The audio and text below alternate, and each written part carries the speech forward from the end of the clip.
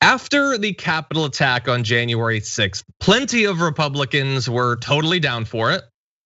Plenty of those in right-wing media began defending it. Tucker Carlson has tried to pretend that it was nothing this whole time. Others try to get silent, apparently thinking that they could just duck their head down and not deal with what had become of the Republican Party. There were a few, though, who wanted cred. They wanted credit for taking it seriously. And how long has that lasted? Well, let's take a look at what Nikki Haley is saying these days about President Trump, saying, I would not run in 2024 if President Trump ran, and I would talk to him about it. That's something that we will have a conversation about at some point. She said she would support him. Quote, that's something we will have a conversation about. If that decision is something that has to be made, I had a great working relationship with him. I appreciated the way he let me do my job. That's what she's saying now. I wouldn't run against him. I'll talk to him. He's great. Great working relationship. Right after the attack, though, she said, we need to acknowledge he let us down. He went down a path he shouldn't have, and we shouldn't have followed him, and we shouldn't have listened to him. And we can't let that ever happen again. He's not gonna run for federal office again. I don't think he's going to be in the picture. I don't think he can. He's fallen so far. His actions since election day will be judged harshly by history. So Dan, there's been a lot of movement on her position between February and mid-April, from you will be scorned by history to maybe I can be in your administration again.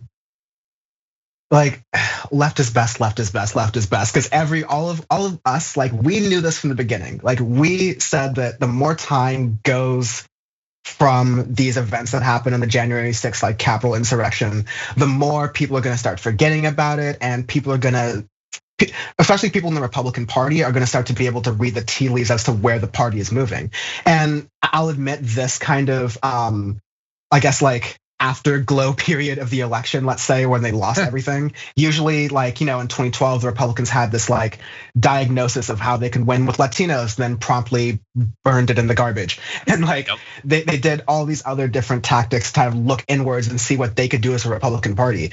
This time, there was nothing to look inwards to because Trump blew everything up. But like, as the smoke started clearing, you just saw Trump giving his like dementia-addled speeches at Mar-a-Lago, playing the hits about like Mueller and Obama's birth certificate and doing all those things, getting his Type 5 together. So that, and sorry, I'm being unfair to the Republican Party. That and cancel culture is basically the Republican Party right now as it exists. And so knowing that, Nikki Haley went from her original opinion, which when we start citing these quotes years and years in the future, let's all remember that these quotes about Republicans speaking bad about Trump come from January 2021 to like February 20th, 2021, and not a day afterwards. They're reading the tea leaves, just like Ted Cruz and Josh Hawley were a little bit bullish on earlier. And they think that the future, if not the future of the Republican Party, if not Trump, is Trumpism.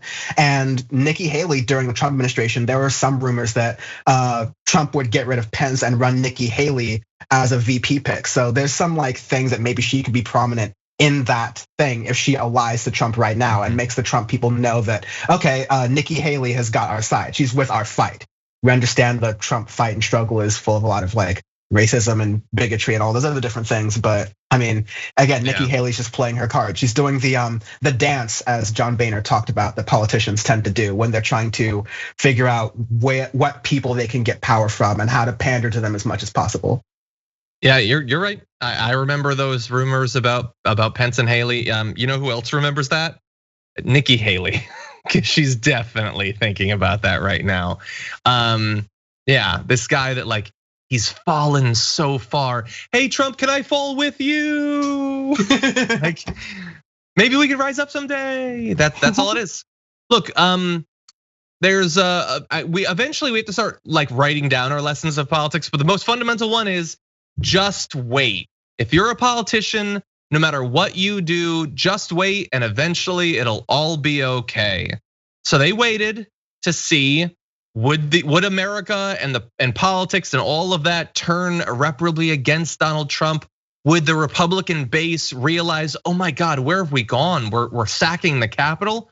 No, they didn't, and so now everything's good with Trump again. Cuomo, he was facing a lot of pressure to resign. he just waited, and how's he doing now? He's fine. He's fine. He'll be just okay. Matt Gaetz, we'll see. He's not resigning. He'll probably just be okay. I mean, this is the number one rule. Just wait and anything can be absolved. Sexual harassment complaints, treason against the republic. Like, we can forget all of this stuff if you just have a bit of patience. And Nikki Haley, like, she cares more about her career than about what another Trump campaign or presidency would mean. And he doesn't even have to win to do more damage. If he does run again, I mean, think about what will be done by him, by his followers, by state Republican parties trying to make it easier for him to potentially win. It is going to be utter chaos, and she is totally down for that. Yeah, the blatant sort of like cynicism that we see with these politicians as they are trying to get power, combined with how quickly we forget about these things, and the things they do that we should try to replace them for. Like, it would be such a funny sort of thing, like a sitcom sort of thing, if it wasn't like one of the things that will lead to the destruction of this country over time. Is that like, we can see this from a mile away. This is going to end poorly.